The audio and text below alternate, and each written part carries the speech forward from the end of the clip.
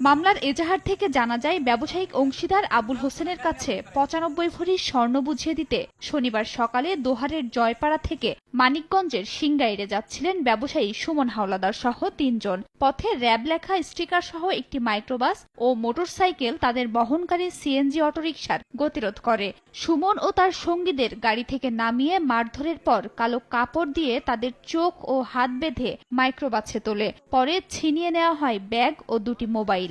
একদল মানুষ এখান থেকে দূরে আসবার লাগছে, আর কি স্বর্ণ ব্যবসায়ী, তারা বলবার লাগছে শুধু এই গাড়িটা আটক করে তাকে ওই হাইজের ভিতরেই বইরে সবাই নিয়ে চলে গেছে সিংহের। সুমনের অটোরিকশার চালক মোবাইল ফোনে বিষয়টি স্থানীয়দের জানিয়ে দেন। এ খবর ছড়িয়ে পড়লে সিংগাইর উপজেলার জামসা বাজারে মাইক্রোবাসটির জব্দের পর ব্যবসায়ী সুমনকে উদ্ধার করেন স্থানীয়রা। আমারে প্রথম ধরে মাইর দিয়ে আগে চোখ বাঁধছে, হাত বাঁধছে, পরে আমারে গাড়ি দৌড়াইছে। গাড়ি দৌড়ানোর পরে আমাকে 2-3 জন উঠায়